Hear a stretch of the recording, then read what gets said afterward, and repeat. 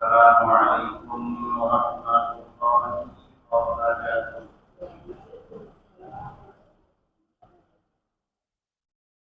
أعوذ بالله من الشيطان الرجيم.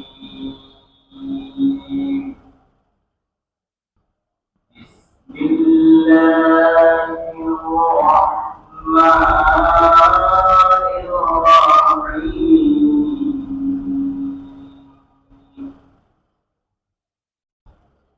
إنا خلقناكم من ضرائع وقل بسم الله الرحمن الرحيم.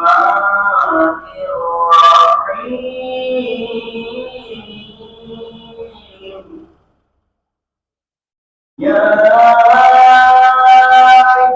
أيها الذين آمنوا اتقوا الله وكونوا مع الصادقين.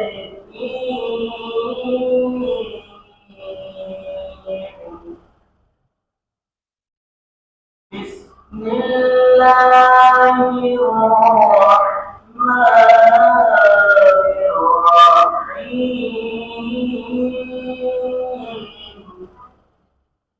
يا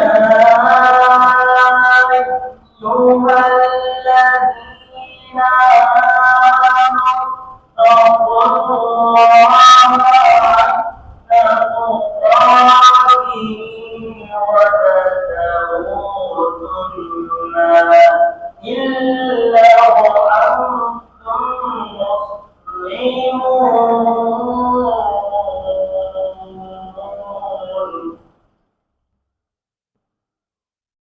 بسم الله الرحمن الرحيم. الذين يؤمنون بالغيب ويقيمون الصلاة ومما رزقناهم ينفقون. والذين يؤمنون بما أنزل إليك وما أنزل من قبلك وبالآخرة هم يوقنون.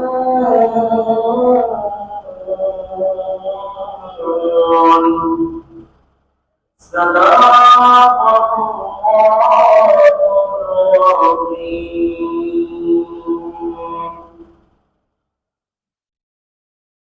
আলহামদুলিল্লাহ, আমরা শুরুতে সেই মহান রবের দরবারে শুকরিয়া আদায় করে দিই, যার মেহেরবানিতে আল্লাহর পবিত্র ঘরে তার হুকুম পালন করার লক্ষ্যে আল্লাহ পাক আমাদেরকে আসার তৌফিক দান করেছেন।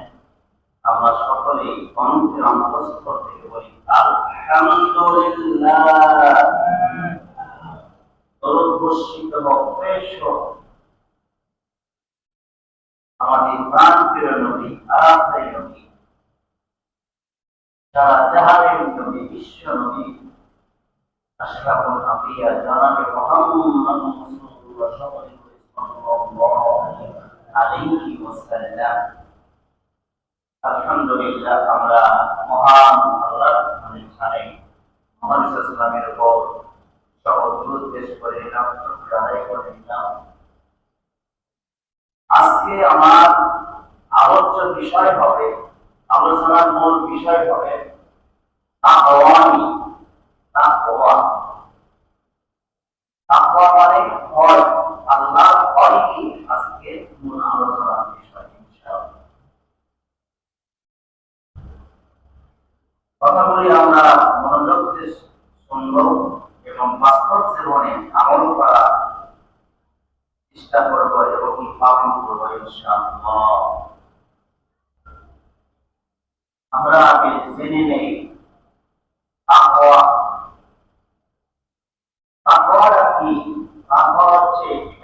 শব্দ, এর শাব্দিক আবিধানিক অর্থ হলো ভয় করা, নিজেকে রক্ষা করা, আত্মশুদ্ধি করা, সাবধান হওয়া, পরহেজগারি অবলম্বন করা। শরীরের পরিভাষায় সকল কর্ম থেকে যাবতীয় গুনাহ থেকে বিরত থাকাকে বলা হয় তাকওয়া। সুবহানাল্লাহ। এই তাকওয়া যারা অবলম্বন করে তাদেরকে বলা হয় মুত্তাকি। তাকওয়া থেকে আসছে মুত্তাকি। এরপর যিনি ঈমান গ্রহণ করেছেন, ঈমান এনেছেন, আমল করেন, পালন করেন, তাকে বলা হয় মুমিন। আবার ইসলাম শব্দের আধিকারিক অর্থ হলো আত্মসমর্পণ করা, সারেন্ডার করা, অস্বীকার করা, মেনে নেওয়া। এইগুলো বললে তাকে বলা হয় মুসলিম। আবার ইসলাম ইহসান মানে এই কাজ, উত্তম কাজ যিনি করেন, ভালো ভালো কাজ যিনি করেন, তাকে বলা হয় মুহসিন, সুন্দর কাজ। আজকে আমার আলোচনার বিষয় হবে কি তাকওয়া নিয়ে। আমি আপনাদের মাঝে পবিত্র কোরআন কারিমে কিছু সূরা আয়াত তেলাওয়াত করেছি। এই সূরাগুলির উপর ইনশাআল্লাহ আমি কথা বলবো।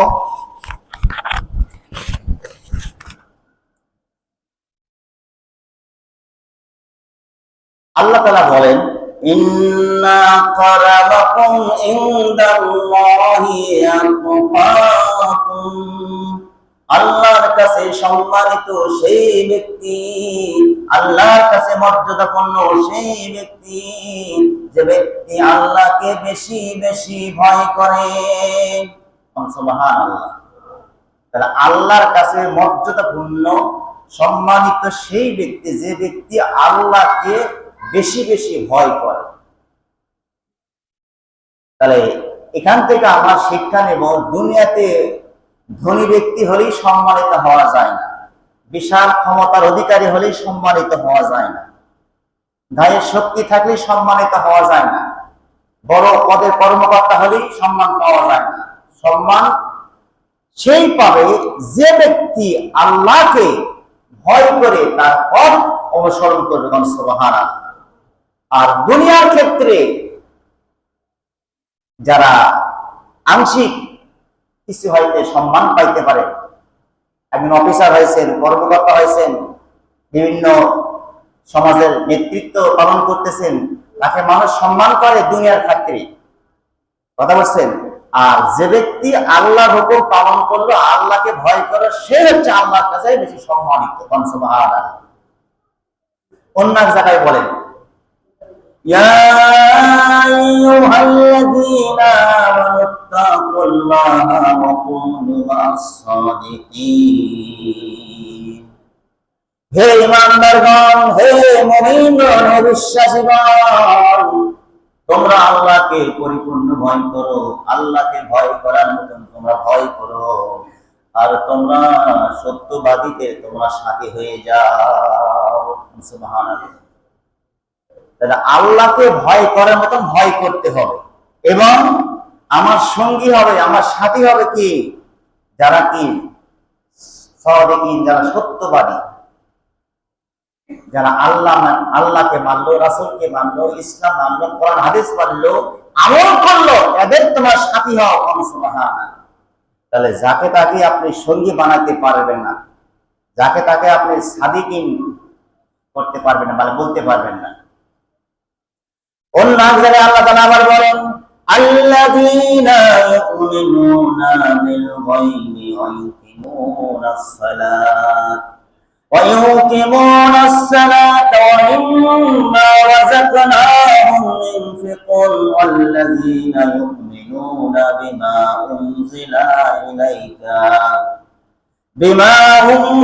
إليك وما أنزل من قبلك وبالآخرة هم يوقنون। যার মধ্যে এই গুণগুলি পাওয়া যাবে সে হচ্ছে মুত্তাকি, সে হচ্ছে সকল কাম, সে হচ্ছে সাকসেসফুল। আল্লাহ তাআলা এখানে কিছু গুণের কথা বললেন, এই গুণগুলি যার মধ্যে পাওয়া যাবে আল্লাহ তাকে মুত্তাকি বলেছেন। বলেন সুবহানাল্লাহ। এক নম্বর গুণের কথা আল্লাহ এখানে বলেন, আল্লাযীনা ইউমিনুনা বিল গায়ব, যারা অদৃশ্যের প্রতি বিশ্বাস স্থাপন করে, অদৃশ্যের প্রতি যারা ঈমান আনে। বলেন সুবহানাল্লাহ। অদৃশ্য হচ্ছে কি, আল্লাহকে আমরা দেখি নাই বিশ্বাস করেছি, জান্নাত জাহান্নাম দেখি নাই বিশ্বাস করেছি, নবী রাসূল দেখি নাই বিশ্বাস করেছি, কিয়ামত হবে কিয়ামত দেখি নাই, হাসর হবে হাসর দেখি নাই, মিজান আছে, সিরাত আছে, ফুলসিরাত আছে, আখিরাত আছে, এইগুলি দেখি না। এইগুলি না দেখে বিশ্বাস করার নাম হলো ঈমান। তাহলে আল্লাহ তাআলা এক নম্বর শর্ত দিলেন কি, যারা অদৃশ্যের প্রতি যারা ঈমান আনবে। দুই নম্বর গুণের কথা বললেন, ওয়ায়ুকিমুনাস সালাত, যারা নামাজ কায়েম করবে। সুবহানাল্লাহ। ঈমান আনছেন, এরপর দ্বিতীয় কাজ হচ্ছে আপনার সালাত আদায় করা, সালাত কায়েম করা। একা না, সবাইকে নিয়ে সালাত কায়েম করা, সমাজে প্রতিষ্ঠা করা, পরিবারে প্রতিষ্ঠা করা, রাষ্ট্রে প্রতিষ্ঠা করা, এটা হচ্ছে দুই নম্বর গুণ। তিন নম্বর গুণের কথা বললেন, وَمِمَّا رَزَقْنَاهُمْ يُنْفِقُونَ, আল্লাহ তাআলা বলে, আমি তোমাদেরকে যে খাবার দেই, যে রিজিক দেই, যে ধন সম্পদ দান করেছি, অর্থ দিয়েছি, এখান থেকে একটা অংশ তুমি সৎ কাজে ব্যয় করো, আল্লাহর পথে ব্যয় করো। সুবহানাল্লাহ। আল্লাহর পথ অনেক আছে, আল্লাহর পথে দান করলেন, গরিবদেরকে দান করলেন, অসহায়দেরকে দান করলেন, গরিব মিসকিনদের দান করলেন, অর্থাৎ আল্লাহর বিধানে দান করলেন। যারা এই দান করলো এরা হচ্ছে 3 নম্বর শর্ত। চতুর্থ নম্বর শর্তের কথা বলেন, আল্লাযীনা ইউমিনুনা বিমা উনজিলা ইলাইকা ওয়া মা উনজিলা মিন ক্বাবলিক, যারা বিশ্বাস করলো নবীর উপর যে কিতাব নাযিল করা হয়েছে, হে নবী আপনার প্রতি আমি যে কিতাব নাযিল করেছি, এই সকল কিতাবের প্রতি যে বিশ্বাস স্থাপন করলো, এবং আপনার পূর্বে যে সকল নবী রাসূল আমি প্রেরণ করেছিলাম, সেই সকল নবী রাসূলদের প্রতি যে কিতাবগুলো আমি অবতীর্ণ করেছিলাম, এই কিতাবের প্রতি যারা বিশ্বাস স্থাপন করলো, এটা হচ্ছে কি মুত্তাকির গুণ। পঞ্চম নম্বর গুণের কথা বললেন, আবিল আখিরাতি হুম ইউকিনুন, যারা পরকালের প্রতি বিশ্বাস স্থাপন করলো, এই 5টা গুণ যে অর্জন করলো, আল্লাহ তাআলা তাকে মুত্তাকি বলে ঘোষণা করলেন। সুবহানাল্লাহ। তাহলে নিজেকে নিজেকে মুত্তাকি বলা যাবে না। মুত্তাকি অর্জন করতে হলে, মুত্তাকি হতে হলে আল্লাহর প্রতি বিশ্বাস স্থাপন করতে হবে, নবী রাসূলের প্রতি বিশ্বাস স্থাপন করতে হবে, আখিরাতের প্রতি বিশ্বাস স্থাপন করতে হবে, এবং পরকালের প্রতি বিশ্বাস স্থাপন করতে হবে। নবী রাসূলের প্রতি যে সকল কিতাব নাযিল হয়েছিল এবং অতীতের প্রতি যে সকল কিতাব নাযিল হয়েছিল তাদের প্রতি বিশ্বাস স্থাপন করতে হবে, তাহলে আপনি মুত্তাকি হতে পারবেন। অন্য এক জায়গায় আল্লাহ তাআলা আবার বলেন, ইয়া আইয়ুহাল্লাযীনা আমানুত্তাকুল্লাহা হাক্কা তুকাতিহি ওয়া লা তামুতুন্না ইল্লা ওয়া আনতুম মুসলিমুন। হে মুমিনগণ, হে বিশ্বাসীগণ, তোমরা আল্লাহকে ভয় করার মতন ভয় করো, যেভাবে তাকে ভয় করা উচিত। আর তোমরা মুসলমান না হয়ে তোমরা মৃত্যুবরণ করো না। আল্লাহ তাআলা এখানে ডাক দিলেন মুমিন কয় ঈমানদার বলে, আর বললেন আল্লাহকে ভয় করার মতন তোমরা ভয় করো, আর তোমরা মৃত্যুবরণ করো না মুসলমান না হওয়া পর্যন্ত। এখন প্রশ্ন আসতে পারে, আমরা তো মুসলমানি ঘরে জন্মগ্রহণ করেছি, আমাদের বাপ দাদা মুসলমান, পূর্বপুরুষ মুসলমান, তারপরও কেন আল্লাহ তাআলা এখানে বললেন তোমরা মুসলমান না হয়ে তোমরা মৃত্যুবরণ করো না? এর ব্যাখ্যাটা কি?